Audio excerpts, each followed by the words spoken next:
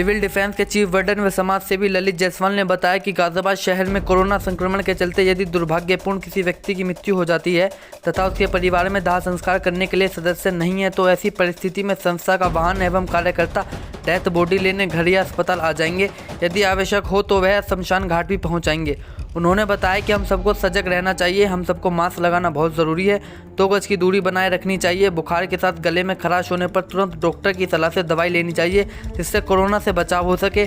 Civil defence हमेशा तत्पर रहा है। कोरोना महामारी में पुलिस और प्रशासन को जो भी सहयोग देना होगा हम लोग देंगे, उसके लिए हम तैयार हैं। गाजियाबाद से सिटी न्यूज़ के लिए विशाल रावत की रिपोर्ट। मैं Lalit Jaiswal, chief warden civil defence Ghaziabad. जो कोरोना का ये नया स्ट्रेन आया है 1 महीने से और ये अपना भयंकर रूप लेके आया है, तो जो ये स्प्रेड हुआ है बहुत अधिक मात्रा में हुआ, हर घर में इस समय कोरोना है। तो सिविल डिफेंस द्वारा पहले पूर्व में भी एक रैली निकाली गई थी, स्लोगन दिए गए थे कि सब लोग वैक्सीनेशन कराएं। उसके बाद जब रौद्र रूप आ गया कोरोना का, उसके बाद सिविल डिफेंस के कार्यकर्ता दवाइयाँ बंटवाने में, RT-PCR टेस्ट करवाने में या आइसोलेशन सेंटर में जहाँ भी उनकी ड्यूटीज लगी उन्होंने बखूबी अपनी ड्यूटी निभाई। ये देखा गया 15 दिन पूर्व ये देखा गया कि जो मृत्यु हो रही हैं उनके परिजनों को या तो एम्बुलेंस नहीं मिल रही है या मनमाने दामों में मिल रही है। और ये भी देखने में आया है कि जो परिवार अकेले यहाँ रह रहे थे उनके सामने कोई खड़ा नहीं था कि अर्थी को कैसे कंधा दिया जाए। तो सिविल डिफेंस ने 2 शव वाहन अपने तैयार किए और उसमें अपने कार्यकर्ताओं को नियुक्त किया, पीपी किट पहन के पूरी प्रिकॉशंस लेते हुए। और वो कोई भी हम पे सूचना आती है तो वो वाहन तुरंत जाता है, उनकी हेल्प करता है और उनको शमशान घाट तक पहुंचाता है। कोई अगर गरीब व्यक्ति है और उसके पास पैसे का अभाव है तो उसके लिए पूरा काम जो उनकी प्रक्रिया होती है सारी, उसका खर्च भी सिविल डिफेंस उठाती है। वैसे तो आपने देखा स्वास्थ्य विभाग ने पिछले हफ्ते ये बता दिया सरकार को कि तीसरा बार भी आएगा कोरोना का। उसमें क्या तैयारी कर रही है सिविल डिफेंस उसके लिए? तो तीसरा बार की बात चल रही है, तीसरी लहर जो आने की बात चल रही है, हम सबको सजग रहना चाहिए, हम सबको मास्क पहनने चाहिए, दूरी बनाए रखनी चाहिए। और जब कोरोना आता है तो पहले प्रारंभिक जो लक्षण होते हैं बुखार के, स्वाद ना आने के या गले में खराश के, उसी समय दवाई लेनी चाहिए हमें। तो जो किट सरकार भी बांट रही है, हम लोग भी बांट रहे हैं, उसको तुरंत लेना चाहिए। ये ना मानते हुए कि क्या नाम पहले रिपोर्ट आ जाए, रिपोर्ट का इंतजार नहीं करना है, रिपोर्ट आने में टाइम लगता है। जब तक 6 दिन में तो कोरोना अपना लंग्स की तरफ बढ़ जाता है। तो एक तो ये मेरा सभी यहाँ गाजियाबाद के निवासियों से अनुरोध है कि जरा से भी लक्षण आते हुए उन्हें ये मान लेना चाहिए कि हमें कोरोना हो चुका है और वो दवाइयाँ लेना शुरू कर दें। तीसरी लहर का खतरा बहुत ज़्यादा है, इसलिए सारे ये प्रिकॉशंस लेने हैं।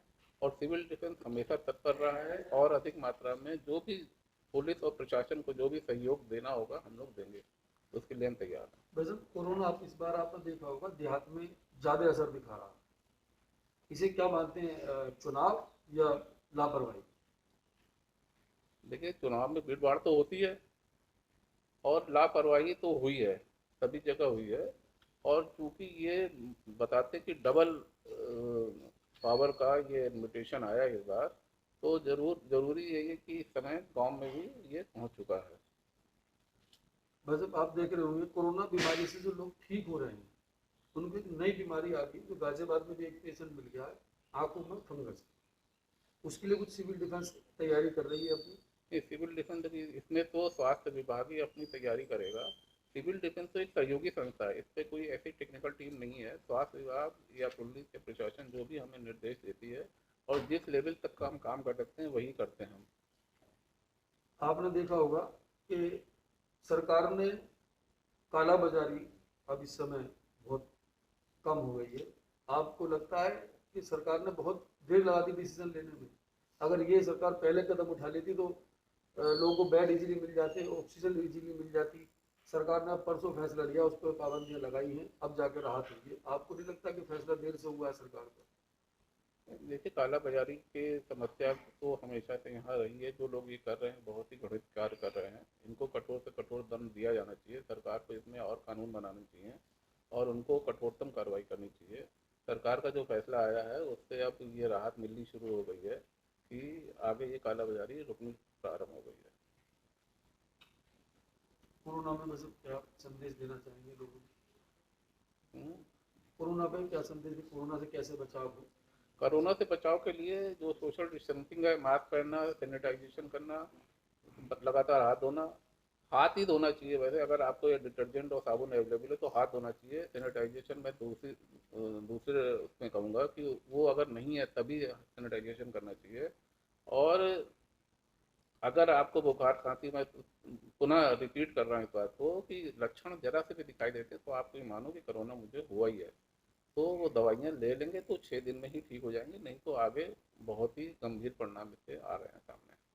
सिविल डिफेंस के जो लोग पुलिस प्रशासन के साथ काम कर रहे हैं लगभग, उनकी काफ़ी शिकायत विजयनगर से इधर उधर से शहर में काफ़ी शिकायत उनकी आ रही है, उनसे आप क्या कहना चाहेंगे? किस तरह की शिकायतें आ रही हैं? पुलिस के साथ जो मिलकर वो बदतमीजी करते हैं उससे। देखिए, कोऑर्डिनेशन कहीं ना कहीं ईगो क्लैश होती है, लोग संयम से काम लें। हम तो उनसे यही कहना चाहेंगे कि ये ऐसा समय है, कठिन समय है, इसमें परेशान ना हो, हतोत्साहित ना हो और संयम से काम लें, लोगों की सेवा करें, यही मेरा कहना है। कल मुस्लिम त्योहार हाँ, मुस्लिम भाइयों से ये अपील है हमारी कि कल ईद का पर्व है, उसको सादगी के साथ मनाएं, दूर रह के मनाएं और फ़ोन पे ही एक दूसरे को बधाई दें, मिलने जुलने ना जाएं, ये मेरा अनुरोध है।